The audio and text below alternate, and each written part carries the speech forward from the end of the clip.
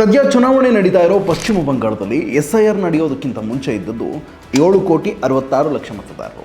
ಈಗ SIR ನಡೆದ ಮೇಲಿರೋದು 6,77,00,000 ಮತದಾರರು. SIR ಪ್ರಕ್ರಿಯೆಯಲ್ಲಿ 90 ಲಕ್ಷಕ್ಕೂ ಹೆಚ್ಚು ಜನರನ್ನು ಮತದಾರರ ಪಟ್ಟಿಯಿಂದ ಕೈಬಿಡಲಾಗಿದೆ. ಇದರ ಜೊತೆಗೆ ಇನ್ನೂ 27 ಲಕ್ಷಕ್ಕೂ ಹೆಚ್ಚು ಜನರನ್ನು ಮತದಾರರ ಪಟ್ಟಿಯಿಂದ ಹೊರಗೆ ಪರಿಶೀಲನಾ ಹಂತದಲ್ಲಿ ಇಡಲಾಗಿದೆ. ಅಂದರೆ ಪಶ್ಚಿಮ ಬಂಗಾಳದ ಸುಮಾರು 1 ಕೋಟಿಗೂ ಹೆಚ್ಚು ಜನರ ಭವಿಷ್ಯ ಸದ್ಯ ಅತಂತ್ರ ಸ್ಥಿತಿನಲ್ಲಿದೆ. ಚುನಾವಣಾ ಆಯೋಗ ಹೀಗೆ SIRನಲ್ಲಿ ತಮ್ಮ ಹೆಸರನ್ನು ಮತದಾರರ ಪಟ್ಟಿಯಿಂದ ಕೈಬಿಟ್ಟಿರುವುದು ತಿಳಿದ ಕೂಡಲೇ ಕೆಲವರು ಆಘಾತಕ್ಕೊಳಗಾಗಿ ಸಾವಿಗೀಡಾದ ಘಟನೆಗಳು ಕೂಡ ವರದಿಯಾಗಿದ್ದಾವೆ. ಚುನಾವಣಾ ಆಯೋಗ ಪ್ರಕಟಿಸಿರುವ ಪರಿಷ್ಕೃತ ಮತದಾರರ ಪಟ್ಟಿ ಪಶ್ಚಿಮ ಬಂಗಾಳದ ರಾಜಕೀಯ ಚಿತ್ರಣವನ್ನಷ್ಟೇ ಅಲ್ಲ, ಅಲ್ಲಿನ ಜನಜೀವನವನ್ನೇ ಶಾಶ್ವತವಾಗಿ ಬುಡಮೇಲು ಮಾಡುವಂತಹ ಲಕ್ಷಣಗಳು ಕಂಡುಬರ್ತಾ ಇದ್ದಾವೆ. ಇದೇ ಏಪ್ರಿಲ್ 23 ಮತ್ತು 29ನೇ ತಾರೀಕು 2 ಹಂತಗಳಲ್ಲಿ ಪಶ್ಚಿಮ ಬಂಗಾಳದಲ್ಲಿ ಚುನಾವಣೆ ನಡೆಯೋಕ್ಕಿದೆ. ಈ ಚುನಾವಣೆಗೆ 6 ತಿಂಗಳ ಮೊದಲೇ ಅಂದರೆ ಕಳೆದ ವರ್ಷ ನವೆಂಬರ್ 4ನೇ ತಾರೀಕಿನಿಂದ ಪಶ್ಚಿಮ ಬಂಗಾಳದಲ್ಲಿ ಚುನಾವಣಾ ಆಯೋಗ ಮತದಾರರ ಪಟ್ಟಿಯ ವಿಶೇಷ ಸಮಗ್ರ ಪರಿಷ್ಕರಣೆ ಪ್ರಕ್ರಿಯೆಯನ್ನು ಪ್ರಾರಂಭ ಮಾಡಿತ್ತು. ಈ ಪ್ರಕ್ರಿಯೆ ಆರಂಭವಾಗೋದಕ್ಕೂ ಮುಂಚೆ 7,66,00,000 ಇದ್ದ ಮತದಾರರ ಸಂಖ್ಯೆ ಡಿಸೆಂಬರ್ 16ರಂದು ಮೊದಲ ಹಂತದ ಪ್ರಕ್ರಿಯೆ ಮುಗಿಯೋ ಹೊತ್ತಿಗೆ 7,08,00,000ಕ್ಕೆ ಬಂದಿತ್ತು. ಗೈರು ಹಾಜರಾದವರು, ಸ್ಥಳಾಂತರಗೊಂಡವರು, ಮರಣ ಹೊಂದಿದವರು ಮತ್ತು ನಕಲಿ ಮತದಾರರು ಅಂತ 58 ಲಕ್ಷ ಮಂದಿಯನ್ನು ವೋಟರ್ ಲಿಸ್ಟ್ನಿಂದ ತೆಗೆದುಹಾಕಲಾಗಿತ್ತು.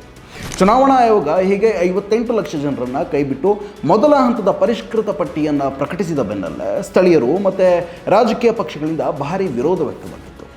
ಪಶ್ಚಿಮ ಬಂಗಾಳದ ಮುಖ್ಯಮಂತ್ರಿ ಮಮತಾ ಬ್ಯಾನರ್ಜಿ ಅವರಂತೂ ಚುನಾವಣಾ ಆಯೋಗ SIRನಲ್ಲಿ ಮೃತರೆಂದು ಘೋಷಿಸಿದ ಹಲವರನ್ನು ಕರೆದುಕೊಂಡು ಚುನಾವಣಾ ಆಯುಕ್ತರನ್ನು ಭೇಟಿ ಮಾಡೋಕ್ಕೆ ದೆಹಲಿಗೆ ಬಂದಿರುತ್ತಿದ್ದರು. ವ್ಯಾಪಕ ವಿರೋಧದ ನಡುವೆ ಕಳೆದ ಡಿಸೆಂಬರ್ 27ರಂದು ಪ್ರಾರಂಭವಾದ 2ನೇ ಹಂತದಲ್ಲಿ ಪರಿಷ್ಕರಣೆ ಪಟ್ಟಿಯಲ್ಲಿದ್ದ 1,67,00,000 ಜನರನ್ನು ವಿಚಾರಣೆಗೆ ಕರೆಯಲಾಗಿತ್ತು. ಆ ಪೈಕಿ ವಿಚಾರಣೆ ವೇಳೆ 1,36,00,000 ಜನರು ನೀಡಿರುವ ಮಾಹಿತಿ ಹೊಂದಾಣಿಕೆ ಆಗ್ತಿಲ್ಲ ಎನ್ನಲಾಗ್ತಿದೆ. ಅದರಲ್ಲೂ 31 ಲಕ್ಷ ಮಂದಿಯ ಹೆಸರುಗಳು ಕೂಡ 2002ರ ಮತದಾರರ ಪಟ್ಟಿಯ ಜೊತೆ ಹೊಂದಾಣಿಕೆ ಆಗ್ತಿಲ್ಲ ಅನ್ನೋದು ಸೇರಿದಂತೆ ಹಲವು ಸಮಸ್ಯೆಗಳಿವೆ ಅಂತ ವರದಿಯಾಗಿದೆ. ಹೀಗೆ ಗೊಂದಲ ಉಂಟಾಗೋದಕ್ಕೂ ಕಾರಣ ಇದೆ. ಹಲವಾರು ಮಂದಿ ಮತದಾರರ ಹೆಸರಿನ ಅಕ್ಷರಗಳನ್ನು ನಮೂದಿಸುವವರು ತಪ್ಪಾಗಿ ನಮೂದಿಸಿರುವ ಕಾರಣಕ್ಕೆ ಹೆಸರಿನಲ್ಲೂ ಅಕ್ಷರ ದೋಷಗಳಿವೆ. ಕುಟುಂಬಗಳ ಹೆಸರನ್ನು ಕೂಡ ತಪ್ಪಾಗಿ ನಮೂದಿಸಿರುವ ಉದಾಹರಣೆಗಳಿದ್ದಾವೆ. ಮತದಾರರ ವಯಸ್ಸನ್ನು ನಮೂದಿಸುವಾಗ ಕೆಲವರ ವಯಸ್ಸನ್ನು ಹೆಚ್ಚಾಗಿ ಮತ್ತು ಕೆಲವರ ಹೆಸರನ್ನು ಕಡಿಮೆಯಾಗಿ ನಮೂದಿಸಿರುವ ಉದಾಹರಣೆಗಳು ಕೂಡ ಇದ್ದಾವೆ. ಈ ತಪ್ಪುಗಳೆಲ್ಲ SIR ಪ್ರಕ್ರಿಯೆಯಲ್ಲಿ ಮಾಹಿತಿ ಹೊಂದಿಕೆ ಆಗ್ತಿಲ್ಲ ಅನ್ನೋ ಪಟ್ಟಿಗೆ ಬರ್ತವೆ. ಯಾರದೋ ಕಣ್ತಪ್ಪಿನಿಂದ, ಅಧಿಕಾರಿಗಳ ಅಜಾಗರೂಕತೆಯಿಂದಾದ ಇಂತಹ ಎಡವಟ್ಟುಗಳಿಂದ ನೈಜ ಮತದಾರರು ಕೂಡ ವಿಚಾರಣೆಗೆ ಹಾಜರಾಗಬೇಕಾದ, ತಾವು ನೈಜ ಮತದಾರರು ಅಂತ ಪ್ರೂವ್ ಮಾಡೋಕೆ ಅಗತ್ಯ ದಾಖಲೆಗಳನ್ನು ಸಲ್ಲಿಸಿ ವಿಸ್ತೃತ ಪ್ರಕ್ರಿಯೆಗೆ ಒಳಪಡಬೇಕಾದ ಅನಿವಾರ್ಯ ಪರಿಸ್ಥಿತಿಗೆ ಸಿಲುಕಿದ್ದಾರೆ. ಇನ್ನು SIR ಪ್ರಕ್ರಿಯೆ ಮುಗಿದ ಮೇಲೆ ಎಲೆಕ್ಷನ್ ಕಮಿಷನ್ ಫೆಬ್ರವರಿ 28ರಂದು ಮತ್ತೊಂದು ಪಟ್ಟಿಯನ್ನು ಬಿಡುಗಡೆಗೊಳಿಸಿತು. ಆ ಪಟ್ಟಿಯಲ್ಲಿ 63,66,000 ಮತದಾರರನ್ನು ಕೈಬಿಡಲಾಗಿತ್ತು. ಜೊತೆಗೆ 60,06,000 ಮತದಾರರ ಹೆಸರುಗಳನ್ನು ಪರಿಶೀಲನೆಯ ಹಂತ ವಿಭಾಗದಲ್ಲಿ ಸೇರಿಸಲಾಗಿದೆ.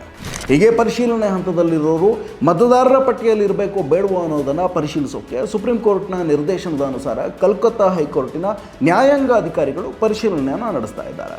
ಇನ್ನು ಪರಿಶೀಲನೆ ಹಂತದಲ್ಲಿರುವ 27 ಲಕ್ಷಕ್ಕೂ ಹೆಚ್ಚು ಜನರ ಹೆಸರುಗಳನ್ನು ಮತದಾರರ ಪಟ್ಟಿಯಿಂದ ತೆಗೆದುಹಾಕಲಾಗಿದೆ. ಹೀಗೆ ಪರಿಶೀಲನಾ ಹಂತದಲ್ಲಿದ್ದು ಮತದಾರರ ಪಟ್ಟಿಯಿಂದ ಹೊರಗುಳಿಯಲ್ಪಟ್ಟವರು ಸುಪ್ರೀಂ ಕೋರ್ಟ್ನ ನಿರ್ದೇಶನದಂತೆ ಸ್ಥಾಪಿಸಲಾಗಿರುವ 19 ನ್ಯಾಯಮಂಡಳಿಗಳಲ್ಲಿ ಮೇಲ್ಮನವಿಯನ್ನು ಸಲ್ಲಿಸೋಕೆ ಅಲೆದಾಡ್ತಾ ಇದ್ದಾರೆ. ಸದ್ಯ ಚುನಾವಣೆಗೆ ನಾಮಪತ್ರ ಸಲ್ಲಿಕೆ ದಿನಾಂಕ ಕೊನೆಗೊಂಡಿದೆ. ಈ ಹಿನ್ನೆಲೆ ಚುನಾವಣಾ ಆಯೋಗ ಏಪ್ರಿಲ್ 9ರಿಂದ ಬಂಗಾಳದಲ್ಲಿ SIR ಪ್ರಕ್ರಿಯೆಯನ್ನು ಸ್ಥಗಿತಗೊಳಿಸಿದೆ. ಇದೇ ತಿಂಗಳ ಏಪ್ರಿಲ್ 23 ಮತ್ತು 29ರಂದು 2 ಹಂತದಲ್ಲಿ ಮತದಾನ ನಡೆಯೋಕ್ಕಿದೆ. ಆದರೆ ಮತದಾರರ ಪಟ್ಟಿಯಿಂದ ಚುನಾವಣಾ ಆಯೋಗ 91 ಲಕ್ಷ ಮಂದಿಯ ಹೆಸರುಗಳನ್ನ ತೆಗೆದು ಹಾಕಿರೋದ್ರಿಂದ ತಮ್ಮ ಮತದಾನದ ಹಕ್ಕನ್ನು ಉಳಿಸ್ಕೊಳ್ಳೋಕೆ ಆಗುತ್ತೋ ಇಲ್ವೋ, ಈ ಬಾರಿಯ ಚುನಾವಣೆಯಲ್ಲಿ ಮತ ಚಲಾಯಿಸೋಕ್ಕಾಗುತ್ತೋ ಇಲ್ವೋ ಅಂತ ಮತದಾರರು ಆತಂಕಕ್ಕೊಳಗಾಗಿದ್ದಾರೆ. ಹೀಗೆ ಮತದಾರರ ಪಟ್ಟಿಯಿಂದ ಹೊರಗುಳಿದವರು ನ್ಯಾಯಮಂಡಳಿಯ ಎದುರು ಮೇಲ್ಮನವಿಯನ್ನು ಸಲ್ಲಿಸಿ ಪರಿಶೀಲನೆ ನಡೆದ ಬಳಿಕ ನ್ಯಾಯಮಂಡಳಿ ಅವರ ಹೆಸರುಗಳನ್ನ ನೈಜ ಮತದಾರರ ಪಟ್ಟಿಗೆ ಸೇರಿಸಿದ್ರು ಸುಪ್ರೀಂ ಕೋರ್ಟ್ ಮಧ್ಯಪ್ರವೇಶ ಮಾಡದ ಹೊರತು ಅವರು ತಮ್ಮ ಹಕ್ಕುಗಳನ್ನು ಚಲಾಯಿಸೋಕೆ ಸಾಧ್ಯವಾಗದಂತಹ ಪರಿಸ್ಥಿತಿಯಲ್ಲಿದ್ದಾರೆ. ಈ ಹಿನ್ನೆಲೆ ಪರಿಷ್ಕೃತ ಮತದಾರರ ಪಟ್ಟಿಯಿಂದ ತಮ್ಮ ಹೆಸರುಗಳನ್ನು ಕೈಬಿಟ್ಟಿರುವುದನ್ನು ಪ್ರಶ್ನಿಸಿ ಬಂಗಾಳಿಗಳು ಸುಪ್ರೀಂ ಕೋರ್ಟ್ನಲ್ಲಿ ರಿಟ್ ಅರ್ಜಿಯನ್ನು ಸಲ್ಲಿಸಿದ್ದಾರೆ. ಏಪ್ರಿಲ್ 13ರಂದು ಅರ್ಜಿಗಳ ವಿಚಾರಣೆಯನ್ನು ನಡೆಸಿರುವ ಮುಖ್ಯ ನ್ಯಾಯಮೂರ್ತಿ ಸೂರ್ಯಕಾಂತ್ ಮತ್ತು ನ್ಯಾಯಮೂರ್ತಿ ಜಾಯ್ ಮಲ್ಯ ಬಾಗ್ಚಿ ಅವರ ಪೀಠ ಚುನಾವಣಾ ಆಯೋಗವನ್ನು ತರಾಟೆಗೆ ತೆಗೆದುಕೊಂಡಿದೆ. ಪಶ್ಚಿಮ ಬಂಗಾಳದಲ್ಲಿ SIR ನಂತರ ಮತದಾರರನ್ನ ವಿವಿಧ ಸಾಂವಿಧಾನಿಕ ಅಧಿಕಾರಿಗಳ ನಡುವೆ ಸಿಲುಕಿಸಲಾಗಿದೆ ಅಂತ ಪೀಠ ಅಭಿಪ್ರಾಯಪಟ್ಟಿದೆ. ಅಷ್ಟೇ ಅಲ್ಲ, ಮತದಾರರ ಪಟ್ಟಿಯಲ್ಲಿ ಉಳಿಯೋದು ಮತದಾರನ ಕೇವಲ ಸಾಂವಿಧಾನಿಕ ಹಕ್ಕು ಮಾತ್ರವಲ್ಲ, ಭಾವನಾತ್ಮಕ ಹಕ್ಕು ಕೂಡ ಹೌದು.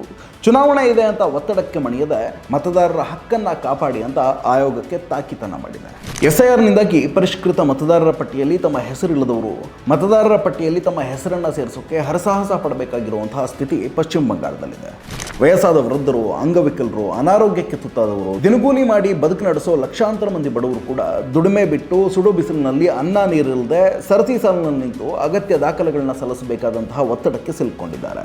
ಹೀಗೆ ತಮ್ಮ ಮತದಾನದ ಹಕ್ಕನ್ನು ಉಳಿಸ್ಕೊಳ್ಳೋಕೆ ರಾಣಾಘಾಟಿನ ನ್ಯಾಯಮಂಡಳಿಯ ಎದುರು ಮಗಳೊಂದಿಗೆ ಸರತಿ ಸಾಲಿನಲ್ಲಿ ನಿಂತಿದ್ದಂತಹ ನಾದಿಯಾ ಜಿಲ್ಲೆಯ ಗರಾಪೋಟಾ ಗ್ರಾಮದ 68 ವರ್ಷದ ಜೀವನ್ ಕೃಷ್ಣ ವಿಶ್ವಾಸ್ ನಿಂತಲ್ಲೇ ಕುಸಿದು ಬಿದ್ದು ಆಸ್ಪತ್ರೆಗೆ ಕರೆದೊಯ್ಯುವ ಮೊದಲೇ ಮಗಳ ಕಣ್ಣೆದರಲ್ಲೇ ಕೊನೆಯುಸಿರೆಳೆದಿದ್ದಾರೆ. ಕಳೆದ ಕೆಲ ದಿನಗಳಿಂದ ಅನಾರೋಗ್ಯದಿಂದ ಬಳಲ್ತಾ ಇದ್ದಂತಹ ಜೀವನ್ ಕೃಷ್ಣ ಅವರು ಮತದಾರರ ಪಟ್ಟಿಯಿಂದ ತಮ್ಮ ಮಗಳ ಹೆಸರನ್ನು ಕೈಬಿಡಲಾಗಿದೆ ಅಂತ ತಿಳಿದ ಕೂಡಲೇ ಆತಂಕಕ್ಕೊಳಗಾಗಿದ್ದರು. ಏಪ್ರಿಲ್ 9ರಂದು ಮಗಳು ಚಂದ್ರನಾಳನ್ನು ಕರೆದುಕೊಂಡು ಗರಾಪೋಟಾದಿಂದ ರೈಲಿನಲ್ಲಿ ಪ್ರಯಾಣ ಮಾಡಿ ದೂರದ ರಾಣಾಘಾಟ್ಗೆ ಬಂದಿಳಿದಿದ್ದ ಜೀವನ್ ಕೃಷ್ಣ ಮಧ್ಯಾಹ್ನದವರೆಗೆ ಸುಡು ಬಿಸಿಲಿನಲ್ಲಿ ಸರತಿ ಸಾಲಿನಲ್ಲಿ ನಿಂತ್ಕೊಂಡಿದ್ದರು. ನೋಡುತ್ತಲೇ ಕುಸಿದು ಬಿದ್ದು ಪ್ರಾಣ ಬಿಟ್ಟರು. ಪಶ್ಚಿಮ ಬಂಗಾಳದಲ್ಲಿ ಎಸ್ಐಆರ್ ಪ್ರಕ್ರಿಯೆಗೆ ಸಂಬಂಧಿಸಿ ಆದ ಸಾವು ಇದೊಂದೇ ಅಲ್ಲ.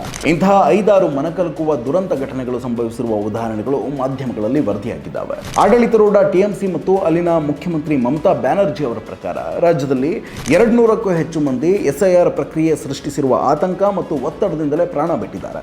ಆದರೆ ಚುನಾವಣಾ ಆಯೋಗ ಟಿಎಂಸಿ ಆರೋಪಗಳನ್ನು ತಳ್ಳಿ ಹಾಕ್ತಾ ಇದೆ. ಸಹಜ ಸಾವುಗಳನ್ನು ಎಸ್ಐಆರ್ ಕಾರಣಕ್ಕೆ ಆಗಿದ್ದು ಅಂತ ಟಿಎಂಸಿ ಬಿಂಬಿಸ್ತಾ ಇದೆ ಅನ್ನೋದು ಮುಖ್ಯ ಚುನಾವಣಾ ಆಯುಕ್ತರ ವಾದ. ಆದರೆ ಎಸ್ಐಆರ್ ಕಾರಣಕ್ಕೆ ಸರತಿ ಸಾಲಿನಲ್ಲಿ ನಿಂತಿದ್ದಂತಹ ಜೀವನ್ ಕೃಷ್ಣ ಕುಸಿದು ಬಿದ್ದು ಸಾವನ್ನಪ್ಪಿದ್ದು ನಿಜಾನೇ ಅಲ್ವಾ? ಕಣ್ಣೆದುರಿನ ಸತ್ಯವನ್ನು ಸುಳ್ಳು ಅಂತ ಮರೆಮಾಚೋಕೆ ಹೇಗೆ ಸಾಧ್ಯ?